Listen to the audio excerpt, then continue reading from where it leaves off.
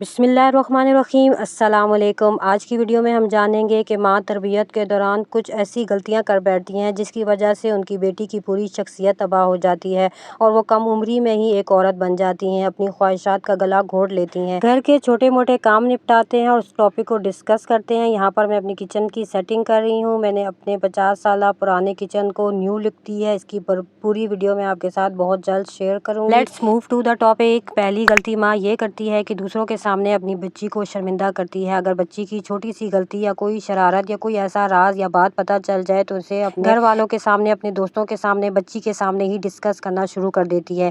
ये चीज़ बहुत गलत है। बच्चे इस चीज़ का बुरा मनाते हैं और माँ से नफरत करना शुरू कर देते हैं। और एक वक्त ऐसा आता है कि बच्ची अपनी कोई बात भी अपनी माँ के साथ शेयर नहीं करती, वो माँ से दूर हो जाती है। बढ़ते हैं दूसरे पॉइंट की तरफ, बेटियों की तारीफ ना करना। अक्सर माएँ बेटियों की रंगत, बाल, उनकी स्किन को कंपेयर करती हैं उनकी फ्रेंड से। अरे देखो तुम्हारी फ्रेंड सना के बाल कितने खूबसूरत हैं, उसकी रंगत तो बहुत ही फेयर है, वो बहुत अच्छी ड्रेसिंग करती हैं। इस किस्म की बातें करने से आपकी बेटी डिग्रेड होती है। वो समझती है कि मैं खूबसूरत नहीं हूँ। वो अपने आप से नफरत करना शुरू कर देती है। अपनी बेटियों की तारीफ करें, तनकीद नहीं। बढ़ते हैं पॉइंट नंबर 3 की तरफ। बेटियों को हर वक्त कोसते रहना, तुम्हारी वजह से ये काम खराब हो गया है, तुम ना होती तो कितना अच्छा होता, तुम्हारी वजह से मेरी ज़िंदगी बर्बाद हो गई है। इस किस्म के जहरीले अल्फाज और बदगुमानियाँ बेटी के दिल में हमेशा हमेशा के लिए रह जाते हैं और वो मायूस हो जाती है। बढ़ते हैं पॉइंट नंबर 4 की तरफ। हर वक्त गुर्बत का रोना। अक्सर माएँ अपने ससुराल वालों की बातें या जो कुछ शौहर ने उसके साथ किया हुआ होता है, इस किस्म की बातें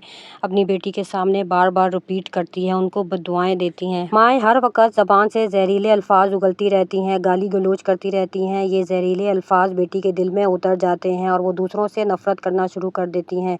छोटी उम्र में ही बड़ी औरत बन जाती है। बढ़ते हैं पॉइंट नंबर 5 की तरफ। बेटी की तरबियत के दौरान माएँ सबसे बड़ी गलती ये करती हैं कि अपनी बेटी की बातों को अहमियत नहीं देती। कुछ माएँ बेटियों के दर्द को नहीं समझती। अगर बेटी खामोश हो जाए तो माँ कहती है ज़िद्दी हो गई है, अगर रोना शुरू कर दे तो कहती हैं ड्रामा कर रही है, अगर दिल की बात करे तो ये बदतमीज़ी बन जाती है।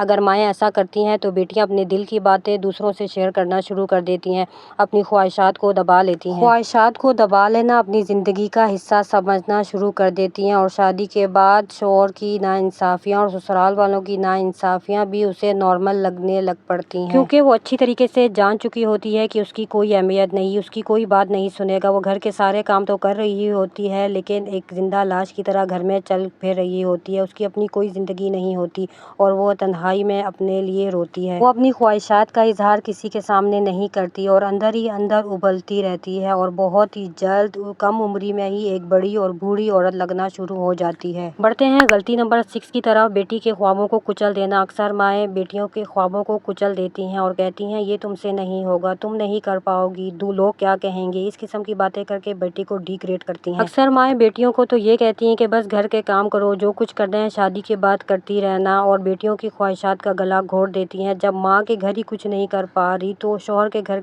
जाकर क्या करेगी। अच्छे वालिदैन हमेशा अपनी बेटियों के लिए मजबूत पिलर बनते हैं। उन्हें बचपन से ही सिखा दिया जाता है कि तुमने किसी का आसरा सहारा नहीं लेना बल्कि अपनी ताकत खुद बनना है। अगर आप भी माँ हैं और आप अपनी बच्ची के साथ इस किस्म की नाइंसाफ़ियाँ कर रही हैं तो आज ही अपनी बेटी को गले लगाएं, उसके मुर्दा दिल को जगा दें, उसके लिए सहारा बने, उसकी ख्वाहिशात को रोशनी दें। अगर वीडियो अच्छी लगी तो दूसरों के साथ शेयर करें, चैनल को सब्सक्राइब करें। मिलते हैं नेक्स्ट और यूनिक टॉपिक के साथ, तब तक अल्लाह हाफिज़।